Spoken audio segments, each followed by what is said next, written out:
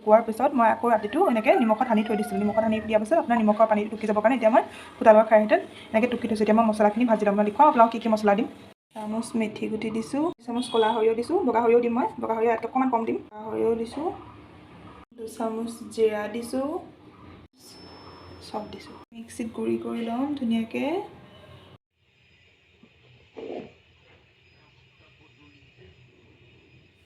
Hello' everyone, এইখিনি হৈছে আমৰ আচাৰ। মই এয়া দেখিছেনে আমখিনি মই এইখিনি শুকুৱাই লৈছিলোঁ কালি, শুকুৱাই মেলি নিমখ সানি ৰাতি থৈ দিছিলোঁ। তাৰপিছত এইখিনি মই জলকীয়া গুড়ি দিছোঁ, পেকেটৰ জলকীয়া গুড়ি দিছোঁ, লগতে আপোনাৰ গোটা ধনিয়া জিৰা যিখিনি দিছিলোঁ আপোনাৰ মিক্স কৰিছোঁ দেখুৱাইছিলোঁ ন, সেইখিনি দিছোঁ। তাৰ মিঠাতেল দিছোঁ, মিঠাতেল বেছি দিয়া নাই, আৰু জলকীয়াখিনি একেটা মছলাই দিছোঁ।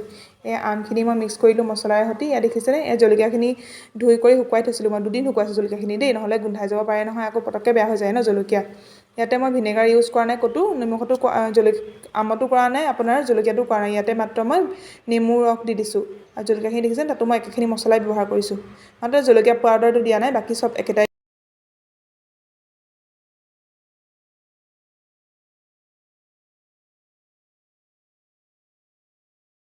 আশা কৰোঁ আপোনালোক সকলো ভালে আছে। এসাঁজ ব্লগত নতুন ভিডিঅ'লৈ আপোনালোকক স্বাগতম জনাইছোঁ। আজি হৈছে বৃহস্পতিবাৰ আৰু এতিয়া সময় হৈছে 11:30 হ'ল ৰাতিপুৱা, দুপৰীয়া হ'ল বুলি ধৰক আৰু।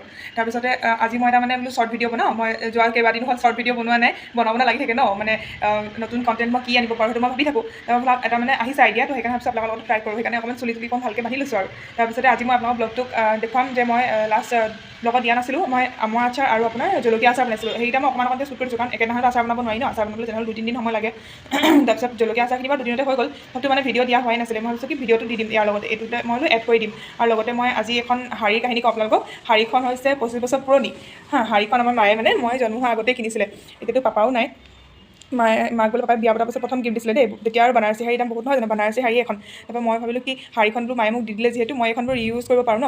মই নতুন ষ্টাইলত কেনেকৈ পিন্ধিব পাৰোঁ সেইটো মই আপোনালোকৰ লগত শ্বেয়াৰ কৰিম। সেইটো কাৰণে মই শ্বৰ্ট ভিডিঅ' এটা বনাম। এনেকৈ ভিডিঅ'টো বনালেতো বহুত দীঘল হৈ যাব ন, তো চিম্পল মেকআপ এটা কৰিম, আৰু যিটো আপোনালোকৰ ওচৰত সদায় থাকে সেইখিনি বস্তু দি মেকআপ এটা কৰিম। আৰু লগতে মোৰ ওচৰত তেনেকুৱা মেকআপৰ একো মানে বিশেষ বস্তু নাই, যিটো মেকআপ কৰা মোৰ তেনেকুৱা অভ্যাস নাই। সদায় সেই অৰিফ্লেমৰ যিটো এটা থাকে ন কালাৰ 1 ফাউণ্ডেশ্যনটো যে, সেইটোৱে ব্যৱহাৰ কৰোঁ। আৰু কয়টো অৰিফ্লেমৰ যিটো আপোনাৰ মই অৰিফ্লেমৰ ব্যৱহাৰ কৰোঁ, আইলাইনাৰ হয়, কাজল হয়, সেইকেইটাই ব্যৱহাৰ কৰোঁ, বিশেষ একো তেনেকুৱা এক্সট্ৰা ব্যৱহাৰ নকৰোঁ।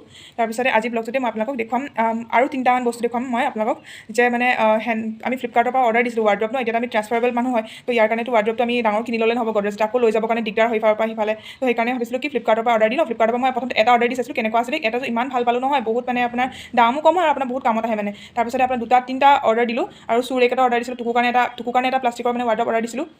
তাৰপিছত আমাৰ দুজনৰ কাৰণে কাপোৰ থ'বলৈ 2টা অৰ্ডাৰ দিছিলোঁ। দেখুৱাম আপোনালোকক, খুব ধুনীয়া হয়। আপোনালোকে যদি লোৱা নাই ল'ব, মই ডেছক্ৰিপশ্যন বক্সত লিংকটো দি দিম, আপোনালোকে ল'ব পাৰিব ফ্লিপকাৰ্টত। আৰু এতিয়া চেলো চলি আছে ফ্লিপকাৰ্টত, আপোনালোকে সেইটো অফাৰ পাব। ফ্লিপকাৰ্ট নহ'লে আপোনালোকে শ্বপচিৰ পৰা ল'ব পাৰিব, খুব মানে ধুনীয়াকৈ দামটো কম হৈ যায়। মই এইটো 850কে কিনিছোঁ, এটা 850, আৰু আগতে কিনাতে 750 লৈছিলে। আৰু এতিয়া মই দেখুৱাই দিম আপোনালোকক, দেখুৱাই দিয়াৰ লগে লগে আপোনালোকে দামটো গম পাই যাব, আৰু কেনেকৈ কাপোৰখিনি থ'লে সুবিধা হয় মই দেখুৱাই দিম তাকো। এইটো দেখিছেনে, এইটো আমাৰ এখেতৰ হয়, মানে এইটো ছাইডত তেনেকৈ ৰুমাল থ'ব পৰাকৈ জেগা আছে। 8টা স্লেব থাকে, 8টা স্লেবত আপোনাক এনেকৈ ৰুমাল থ'ব পৰাকৈ জেগা আছে, বা যিকোনো বস্তু থ'ব পাৰে আপোনালোকে ছাইডত। আৰু এইটো হৈছে মোৰ, দেখিছেনে, মই আপোনাক দেখুৱাই দিছোঁ কিমানখিনি কাপোৰ জুৰিছে। মানে মোৰ আপোনাৰ 2টা ট্ৰলি যিমানটো বস্তু আছিলে নহয়, সম্পূৰ্ণ ইয়াত সোমাই গৈছে। এইটো নহয় যে ভাঙি যাব, পটককৈ ভাঙি নাযায় বাৰু, আপোনাক খুব ধুনীয়া আপোনাক ব্যৱহাৰ কৰিব পাৰে। এনেদৰে আপোনাৰ